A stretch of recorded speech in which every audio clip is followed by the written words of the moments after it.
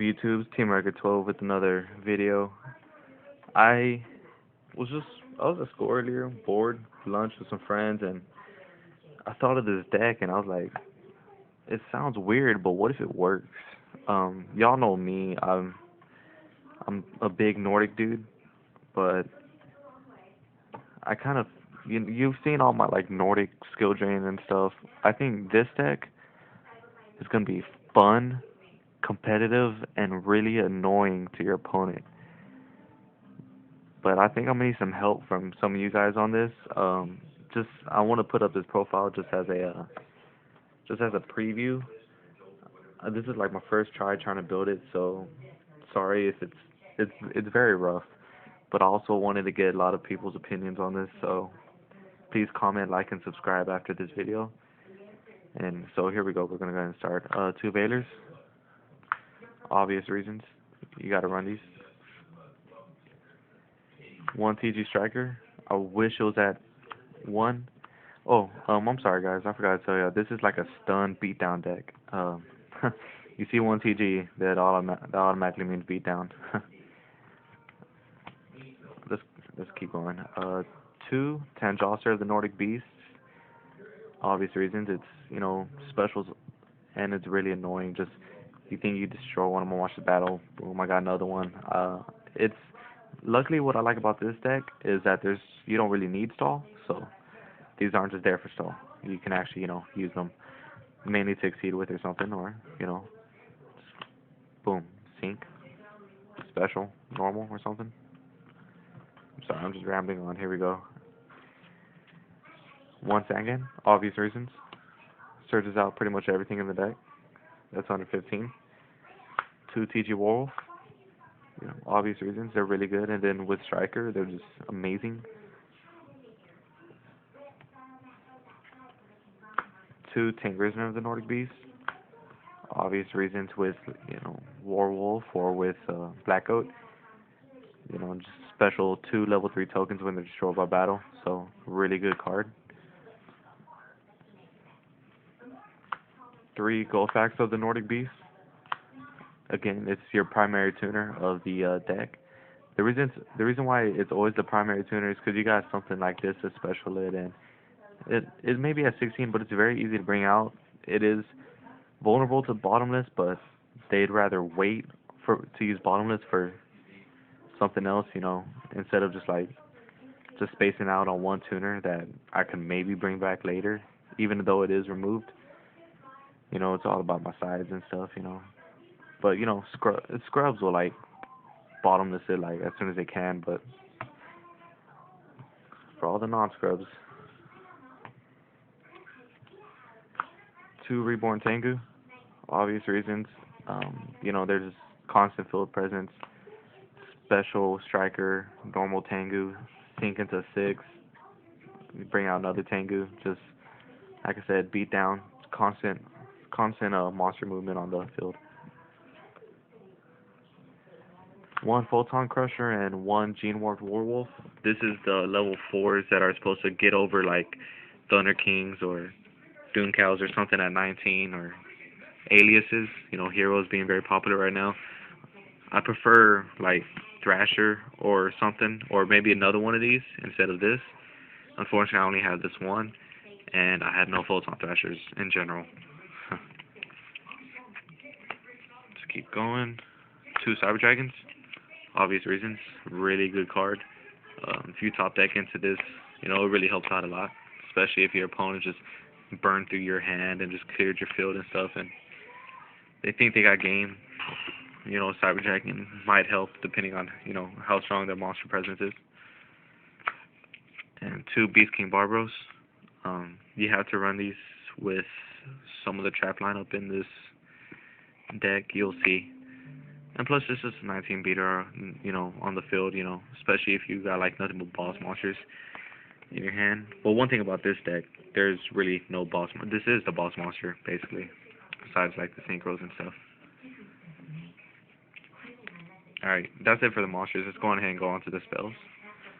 It's just mainly staple, Monster Reborn, Book of Moon, Dark Hole, Heavy, MSC, two MSCs. Just those are the staples. I got more spells, obviously. Don't just run that, or the trap lineup will be crazy. One pot of avers and two econs.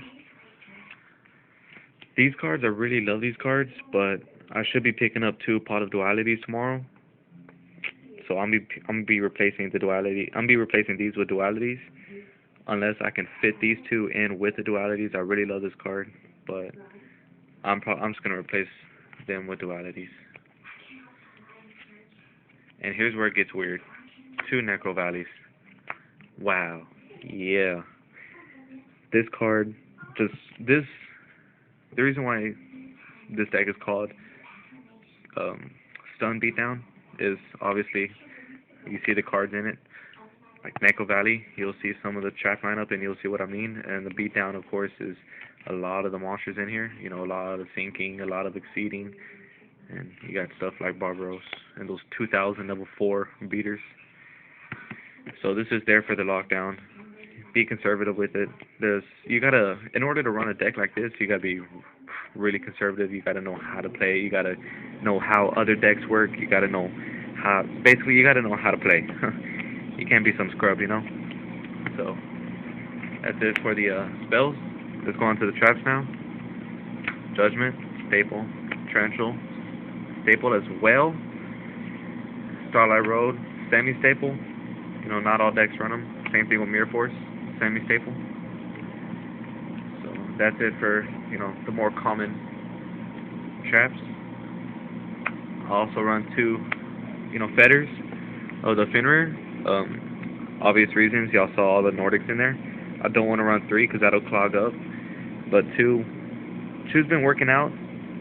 It's either going to be two or nothing. I'm never going to just run one because two is good, you know, decoys for like MSCs and stuff. So fetters are awesome.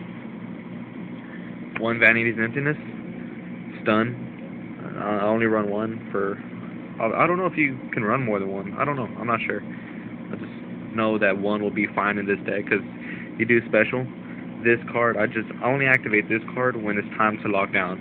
So once I get my monsters out, I have Necro Valley, and I have one of these on the field, two skill drains, just to start my lockdown.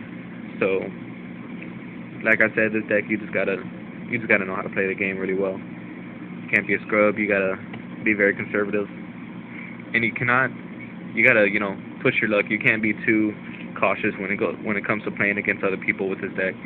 So you just gotta know how to play. Well, that's it for the main deck. I got the traps, the spells, the monsters. Let's go ahead and go to the extra deck. If you see all my other videos, this extra deck is pretty much the same compared to the other ones. So let's go ahead and start them. Chimera Tech, obvious reasons, Cyber Dragons. 1 Terabyte, Leviathan, and Acid Golem for my rank 3s. You know, I do have plenty of 3s in here with like War Wolves and Black Goats, White Goats, and stuff. So, you know, they're there. Leviathan is mainly there for when, you know, Skill Drain's not on the field. Just because it's my go-to rank 3, especially since I only bring out Acid Golem, not just to push for game if I don't have Skill Drain, but I only mainly bring it out when I do have Skill Drain. So those are always good and fun. For my rank 4, 1 Utopia. Pretty much standard in a lot of people's deck, and especially since I run like Tengus, and I run a lot of level 4s, so, you know, Utopia's really well. Now onto my Synchros. I only run 1 level 5, Magical Android.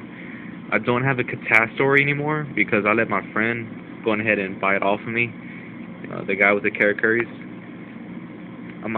I need to go pick up another one, but until then, just Magical Android is going to be my only level 5. For my level 6, 1 Gaia. If I had Brio, I'd run that, but this is a quick 26 beater to go into real quick. It's just there. It's, you know, emergencies, and it's a decent card. I like it.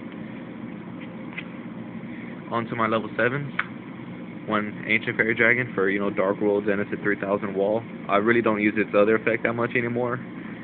I did in previous builds, but not this one. 1 Black Rose. Finally got it ulti. I've been wanting it ulti, but as soon as I picked it up ulti, I have a friend who, I also have a secret Black Rose. I have a friend who wants me to give him my secret for his ghost, and he also wants me to put up some more stuff, so we'll see. One Voltic Bicorn, and one Scrap Archfiend. Obvious reasons, because I have to run plenty of 7s, because I do go into them pretty easily. Especially Scrap Archfiend, it's there to be a beat stick. That's also a reason why I also put in Gaia. It's like my mini Scrap Archfiend, but for 6s.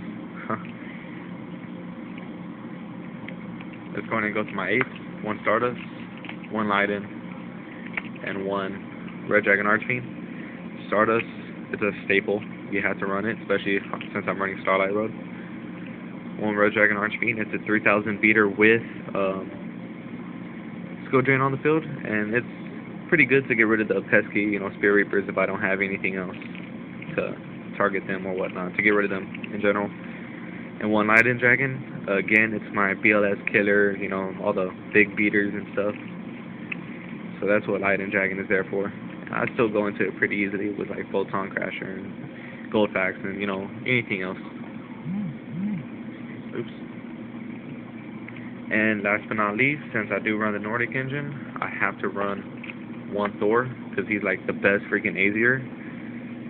Odin's really good, especially at 4G, but I prefer this one, especially since it's like a watered down skill drain with 3.5G attack, and it's very easy to go into.